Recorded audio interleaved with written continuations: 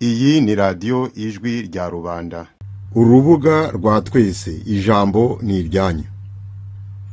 Ku itariki ya 31 z'ukwa gatatu 2018 radio Ijwi rya Rubanda yahaye ababishaka nkuko bisanzwe urubuga rwo kungurana ibitekerezo bisanzuye ku ngingo bifuzaga kuganiraho. Muri urwo rubuga rwa twese abitabiriye ibiganiro bavuze ku ngingo zinyuranye. Iki ni igice cya 7 cy'ibyavugiwe muri urwo rubuga rwa twese. Muri iki gice abitabiriye ikiganiro barungurana ibitekerezo ku buryo leta y'inkotanyi yashyize umurego mu kwanga ko hagibwa impaka nyazo nk'uko urubyiruko rwo muri jambo rwabisabaga ku itegeko ryigirwa mu nteko ishinga amategeko yo mu Bubiligi ngo rishaka guteganya ibihano kubahakana cyangwa abapfobya icyo inkotanyi n'abazishyigikiye bita ngo ni genocide yakorewe abatutsi. Murakoze, reka noneho tuje kuri ya ngingo ijana n'itegeko ngo ry'ingenga bitekerezo bashaka gushyira mu mategeko y'Ububiligi, itegeko ngo rihana abahakana genocide bavuga ngo yakorewe abatutsi. Ni Munana wa gitanze wavuze ati twari dukwiye nacyo kukivuga.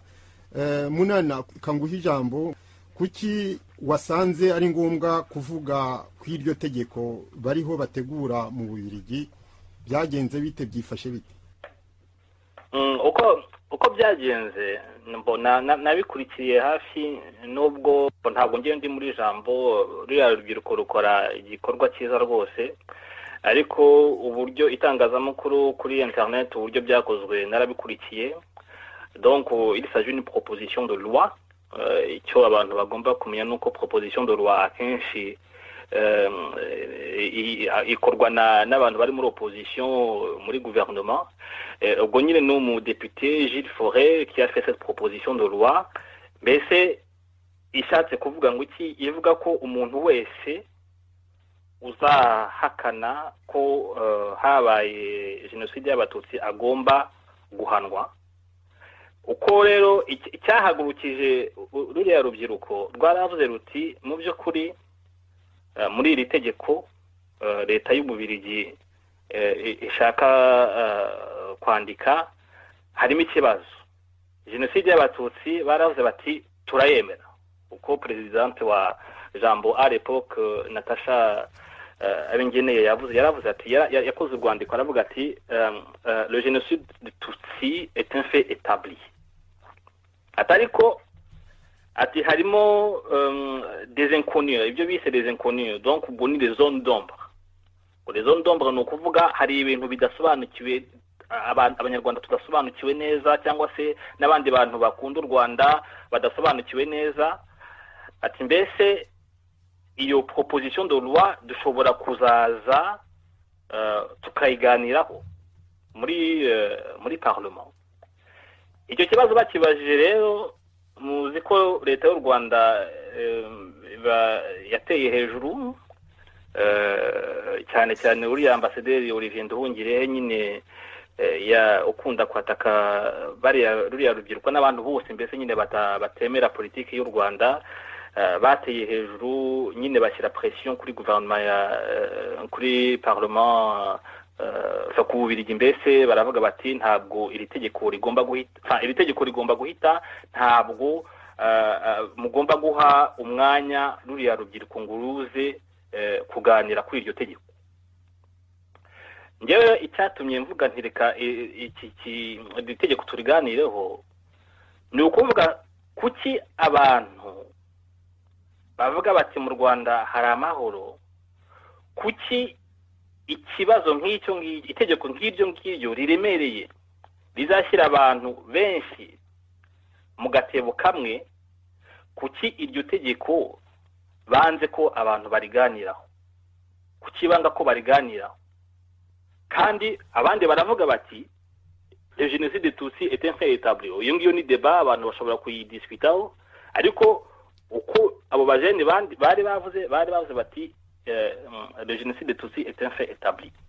Ngewe rero nk'umunyarwanda ngewe ndi umufaransa ariko ndi umunyarwanda ntabwo ari yandi umunyarwanda nk'uko nabivugaga mu kanya twese tuzi iryo tegeko ngewe ryara sama beaucoup travaillé yarampungabanyije kuza ukaba washaka kuvuga uti mu by'ukuri ibi bintu byabaye mu Rwanda ntago ariko mu by'ukuri byari bimeze twari twihibereye muri kiriya gihugu ngewe rwose nari ndi umwana muto ndavyibuka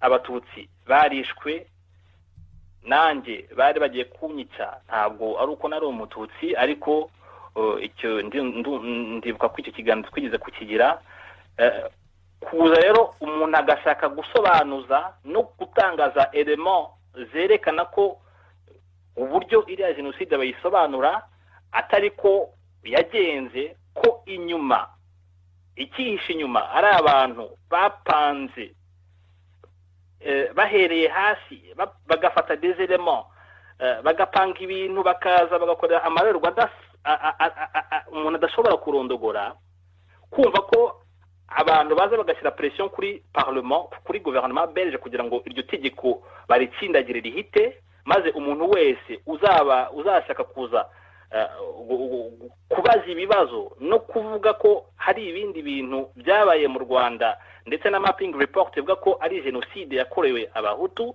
kumva ko umuntu wese uzatinyuka kubaza icyo kibazo agomba gukurikirwa nagiraga rwose numva ari ngombwa ko abanyarwanda tubiganiraho tukibaza n'impamvu igihugu nk'Ububirigi cyangwa se ikindi gihugu cyose gishobora kuza kikandika itegeko kiti tugomba guhana umuntu wese uhakana ibikorwa runaka byabaye muri iki gihugu nkaho biri muri nkaho bifite uburenganzira bwo kuza kubikora mbese ndumva muri make ari uko nguko nabisobanura ubwo twakomeza tukaganira.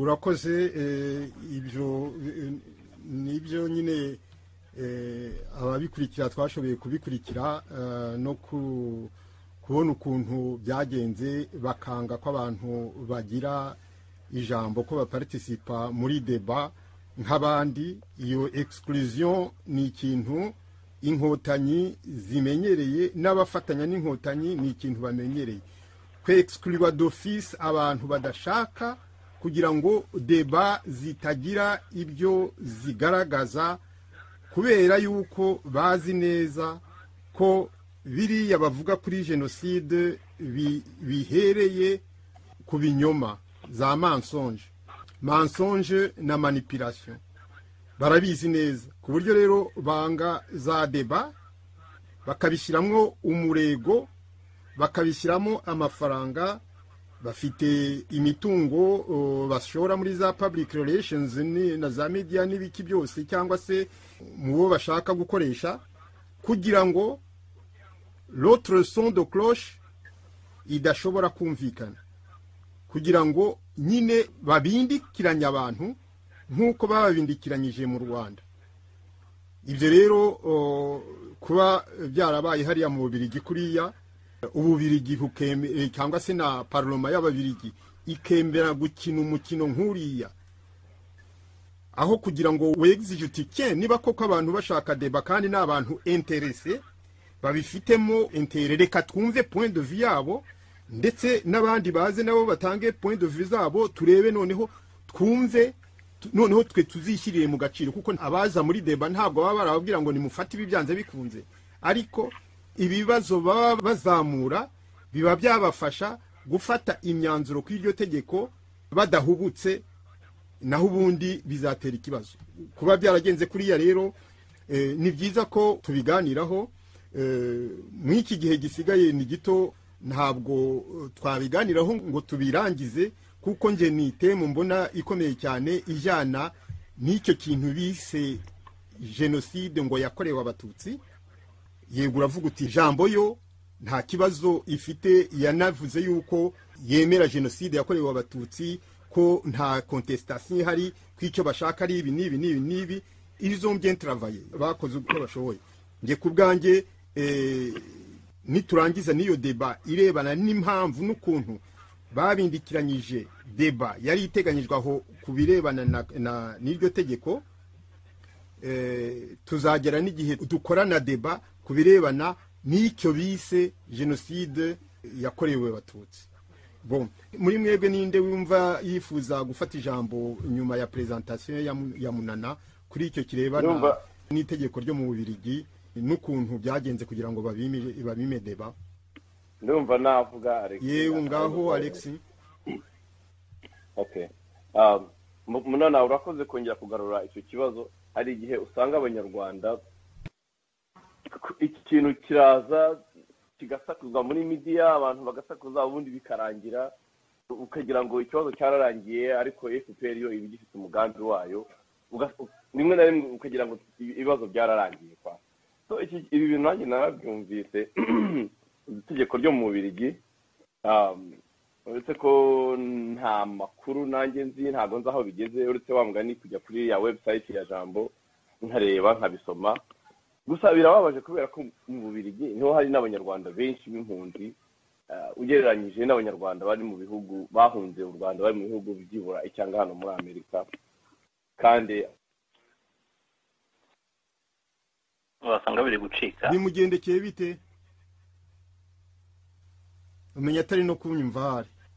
Bon, mu gihe hataraboneka hari undi wifuza, Chantal hari icyo wifuza kuvuga kuri ibyo birebana na n'iryo tegeko n'ukuntu byagendekeye urubyiruko rwo muri Jambo rwashaka ko organiza deba kuri iryo tegeko? Yego, akantu gatoya gusa kuko numva nta bivugaho cyane uko nge n'ibintu nabonye bitagahinda kubona leta yigenga y'Ububiligi irimo ari tuvuga ko leta demokratique muri Union Européenne n'iki ikemera kubuza abantu kwanga guha abantu ijambo bakabima liberté d'expression bitwaje ko sinzi niba bitwaje pression y'igihugu kivuye igihugu cyo hanze wabwe kibaza impamvu babikoze. Birababaje bitagahinda ariko nyine ijambo mbere y'abasore bari urubyiruko rwo mu ijambo nabonye nabwo rubifatamo neza, rurakomeza ntirwacitse amaboko, ntirwacitse intege, rwarakomeje kandi ndumva ko bizamunya gukomeza bakabona indi mwaye yo kugira ngo bibashyire batume ababiryi bafata icyemezo cy'iriya tegeko, ariko bafite horizon nini itakomeretsa, bakayifata iryo tegeko ariko ku buryo butakomeretsa abantu bose, abahutu surtout ko arimo babona barenganwa muri ibyo ngengabitekerezo bya Kagame. Nicyo nagira ngo mvugeho gusa. Urakoze. Alex, uratumva noneho? Ndabumva. Rero nari ndimo kuvuga kuri biriya bintu byo mu Bubiligi, ndimo kuvuga nti birababaje kubona mu Bubiligi naho hari abanyarwanda benshi bahunze ubugome bwa FPR, ariko bakaba aribo bashaka gushyiraho iriya tegeko. Naho ngewe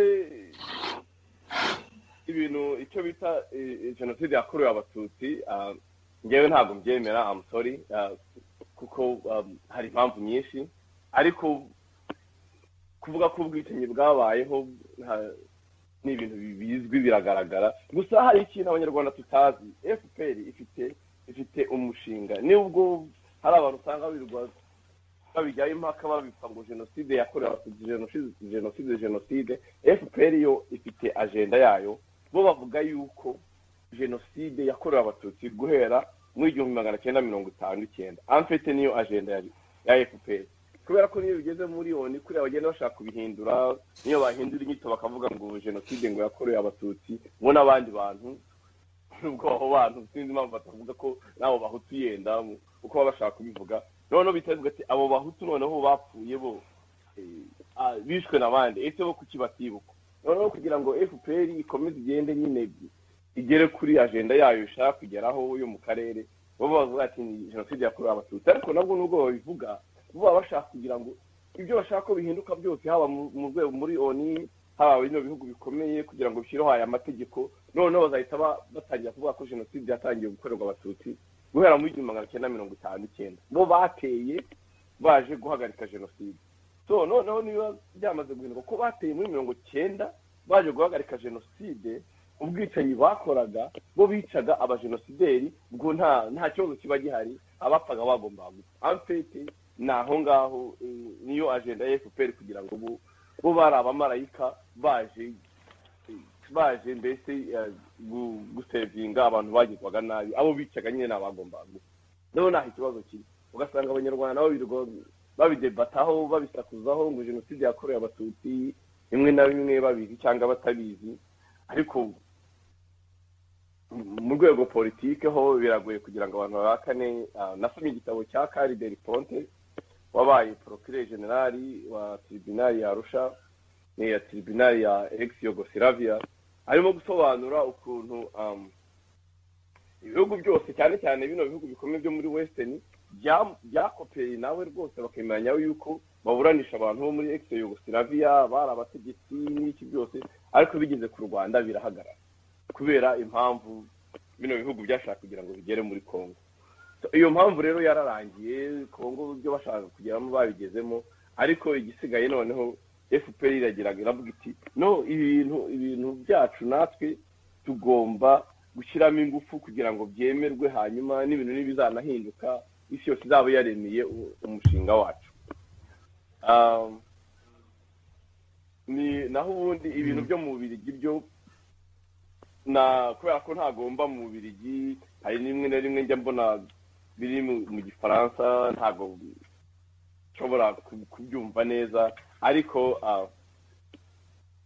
birababaje kubona abanyarwanda ibintu biba tubireba tugakomeza tukarebera. Niyo mpamvu iyo bigeze mu mashyaka ya politiki ngewe mbwira ndavuga ntaho kugira ngo tujye tuvuga twebwe tubabaye, duhaguruke twirwaneho naho muri byo kwirirwa dusakuza turi muri za rhetorique, turi muri za poezi, ntabwo arizo zizatuma akarengane gahagarara. Ya rhetorique na poezi bigomba guhagarara. Niba umuntu akavuga ngo no, histoire yarabaye, of course histoire yarabaye, so what you have on the table? Ufite iki? Uzanye iki? Niba ntacyo ufite, jya ahantu noneho ubona hari ikintu wabwira uti nanjye ndashaka kugira ngo nzane ingufu zanjye, reka noneho turebe ukuntu dukorana. Ibintu bya rhetorique tubivemo, kuko dufite ikibazo politike. Ikibazo dufite ni ikibazo politike, nikidakeburwa politikoma n'umuntu ntabwo kizaba kirangiye. Nako kwirirwa dusakuza cyane, ngewe ntabwo nkunda kwirirwa nterana amagambo. Urakoze cyane. Nishimiye yuko usobanuye neza ukanavuga yuko ibyo byo gukomeza kwizirikisha umugozi mu ijosi umuntu avuga ngo jenoside yakoreye abatutsi kubera ko ariko inkotanyi zishaka ko bivugwa, abantu bagapfa guhurutira ibyo bigambo gusa batumva porte inkotanyi zishaka kubigezaho. Ni ikibazo abantu bagomba kwitondera. Nigeze bivugaho n'ubushize n'ikindi gihe mvuga yuko tugomba kujya twitondera gukoresha amagambo yacuzwe n'inkotanyi, kuko bo baba bafite impamvu bayacuze, twe tugakomeza kuyasubiramo nk'agasuku, ugasanga bimaze kwinjira muri subconscient yacu, hanyuma byamara kwinjira muri subconscient ntibibe bishobora kuzagaruka ngo noneho ukuri kugaragare bitewe n'ukuntu twashatse kukugaragaza. Akenshi ubisubiramo inshuro 10, 20, 30 bikagera bikakwinjiramo. Hari abantu njya nganira nabo najya kumva nkumva bari kuvugira abantu ngo mu gihe cya jenoside ngo ari uri he, cyangwa se ngo muri jenoside ngo naranda ahanga nkora iki n'iki, ibintu nk'ibyo ngibyo. Muri jenoside ni quand jenoside d'abord icyo gihe wamaze kwigerekaho yuko ngo hari muri jenoside, alors que bigaragara yuko ibyo bita jenoside ari basé sur des mensonges zigomba gusobanurwa d'abord. Icya kabiri ni nkaho ubuvuga ngo iyo jenoside yakozwe, ubwo bwicanyi ndengakamere bwakozwe mu kwezi kunuko ngo mu minsi 100. Muri jenoside nge naraha, muri jenoside umuntu yakoze ibinibe etc. Nk'iyo minsi 100 noneho bikaba bishaka kuvuga ubwo bamaze kwinjiza mu mutwe ko jenoside ari iyo ubwicanyi ndengakamere bwabaye mbere y'uko kwezi kuva muri 1990 kugera muri 1994 na nyuma y'ukwa karindwi kuva mu kwa karindwi kugera n'ubu ngubu bakica kandi bagikora za gahunda zo kugabanya bene gihugu b'abahutu. Ubwo nukuvuga ko ubu utabibaze mu mutwe wawe muri jenoside. Iryo jambo ngo muri jenoside nakoraga ibi cyangwa muri jenoside nahuye n'umuntu y'uyu cyangwa muri jenoside nge narokotse gutya, c'est inadmissible. Bigakubitiraho noneho yuko bageretseho ngo ni jenoside yakorewe abatutsi. Bareba intambara inkotanyi zakoze kugira ngo hatagira umututsi n'umwe ubazwa ubwicanyi bwabaye muri icyo gihe kuva inkotanyi zatera kugeza ubu, cyangwa se niyo bafata gusa umwaka wa 1994 nk'uko byari byateganyijwe mu mategeko ko bafata abatutsi baba barakoze planification ya jenoside cyangwa barakoze ubwicanyi bujanye na jenoside. Ibintu nk'ibyo nta numwe wigeze agezwa imbere y'urukiko ngo abumwere, ariko bemeye kumukorera dosiye. Nukuvuga rero ko gukina umukino w'abantu bariho bakuzirika ukizirikishije kiziriko kandi bigaragara yuko bo batemera na rimwe yuko ubajana mwiyo angle yo kuvuga ngo namwe ni mwisobanure, ni ikibazo gikomeye. Wewe ukajya wirirwa wisobanura uvuga ngo twebwe ngo twemera ko jenoside ngo yabaye ngo ariko ngo nabariya ni bon muremera iki harimo ibintu bitagaragara bidahwitse. Icyadeclenche jenoside kirazwi, ariko bakarenga bakabikora kuriya, natwe tugakoresha amagambo bacuze uko bayacuze. Mbere babyitaga itsembatsemba ngo itsemba bwoko, barareba bati amahanga ntabwo ntivuga itsemba bwoko tutavuze jenoside ntabwo bizagira, bavuga jenoside. Bigeraho barareba bati tugomba kuvuga yuko ari abatutsi bagiriwe jenoside, ngo abahutu bapfuye gusa, ngo ni abahutu bapfuye kubera ko biyopozaga kuri politike yo kwica abatutsi. Ibyo ngibyo babyandika no muri Loni, ngo abahutu bapfuye, ngo bapfuye icyo gihe muri jenoside, ngo nabo bishwe gusa kubera ko biyopozaga kuri bene wabo biyopoza kwishwa ry'abatutsi. Donc ibyo bintu twarangiza tukabyigerekaho tutabicarenjije ngo umuntu yemera apfe kigabo ariko avugisha ukuri cyangwa se asabe kukuri kubanza kukavugwa abasobanura bagasobanura. Ubwo rero abakiri muri bya bindi byo kuvuga ngo ngewe nemera ko jenoside yabaye kandi nemera ko ari jenoside yakorewe abatutsi n'ibiki byose, nibakomeze bagire bonne chance. Ibirebana rero n'iri tegeko birababaje effectivement yuko Ububirigi bukina umukino wa leta ya Kigali ku buryo bubuza n'abantu iyo liberté d'expression yo kugira ngo badebate batange za concerns zabo za ntuza za ibintu babona ari des zones d'ombre, bavuge bati nyamara hagomba za garde fou kugira ngo iryo tegeko ritazakoreshwa mu bundi buryo butari uburyo déclaré ubu ngubu, ebye bakageraho bakababuza uburyo bwo kwiexprima no koorganiza iyo deba. Igihugu kidashaka ko haba deba nacyo kiba gifite ibyo gihisha. Inkotanyi zimanura indege ya Habyarimana, ni Loni yari ku kibuga cy'indege, niyo yari yarafashe ikibuga cy'indege ivuga ko igiprotege. Ingabo z'Ababirigi nizo zari ku kibuga cy'indege, nizo zacungaga ro perimetre yose ya aeroport. Niba rero bavuga yuko nta responsabilité ingabo za Loni cyangwa se ingabo z'Ububirigi zifite muri ibyo ngibyo, nabyo hagomba kudusobanurira ukuntu barinda ikibuga, indege haza kugwa ku kibuga igahanuka, ntibagaragaze na boîte noire, kuko boîte noire yashobora kwerekana uko byagenze, angle byakubitiyeho cyangwa se ibyo bavuganye na tour de contrôle n'ibiki byose, ibintu nk'ibyo. Boîte noire ngo bayohereza muri Loni. Ufata indege civile y'umukuru w'igihugu n'umwe abakuru b'igihugu babiri, iyo ndege yaje kugwa ku kibuga, mwe murinda muri Loni, muri ingabo za Loni, ntabwo ari za FPR, ntabwo ari iz'u Rwanda. igiye kugwa ku kibuga igahanuka, aho kugira ngo bavuge batereka dukora ankete tureba bayihanuye, bakafata boîte noire bakayihisha, barangiza bagakora speculation ngo nabahutu batashakaga ko Habyarimana sinya amasezerano. Mwarangiza mukavuga ngo noneho twemere twizirikishe umugozi w'icyo kintu ngo kiswe genocide yakorewe abatutsi, kandi bigaragara ko ari abatutsi bateguye iyo genocide. Nibyo wa mudamu yavugaga ati nibigaragara yuko inkotanyi arizo zahanuye indege, l'histoire du génocide devra être réécrite. Niko yanditse. Bien, twebwe rero nitwe twidefanda, ntabwo tugomba kugendera mu kigare ngo nuko abantu bose hirya no hino bemeje yuko uri umwicanyi cyangwa uri ruharwa cyangwa uri genocidaire n'iki byose, ko uvuga ngo wewe ngo nta ko nabigenza ngo nose ko bose babyemera ngo ni genocide yakorewe abatutsi. Bon, icyo cyari gice cya 7 cy'ibyavugiwe mu rubuga rwa Twese rwo ku itariki ya 31 z'ukwa gatatu 2018. Biracyaza. Iyi ni radio Ijwi rya Rubanda.